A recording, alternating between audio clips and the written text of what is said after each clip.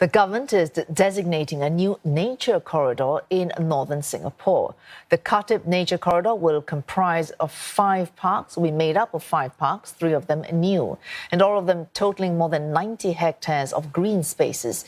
It's a bit to make the Singapore of the future more wildlife friendly. Melissa Go again with this report. What's the easiest route for animals like the Sunda pangolin to move around the urban jungle of Singapore? That's the question a team of experts looked to answer in a recent ecological profiling exercise.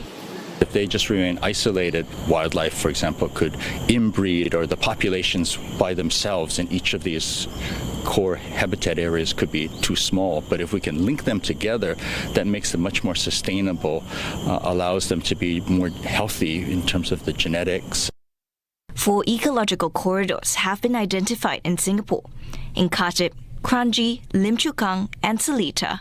Singapore has zoomed into the Khatib corridor first for biodiversity to move between the central catchment and Khatib Bongsu.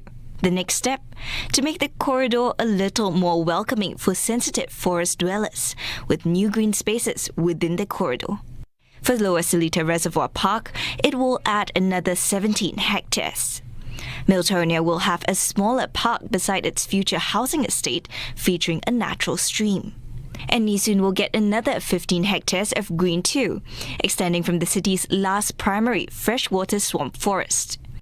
It's in line with efforts to safeguard more green spaces within the future Springleaf development, which will house homes and businesses and focus build-up on less sensitive areas. We are going to take an ecologically sensitive approach towards master planning for the Springleaf area.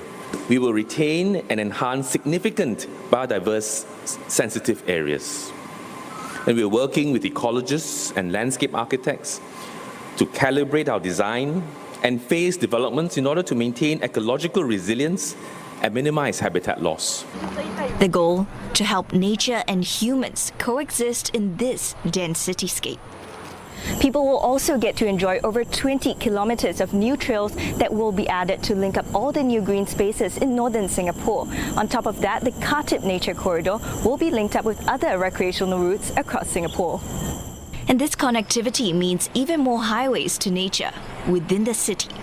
Using these scientific studies to fine-tune development plans, this isn't something that we would have even dreamed of 10 years ago. It could be the blueprint for how not just Singapore develops, but how many other cities around the world develop.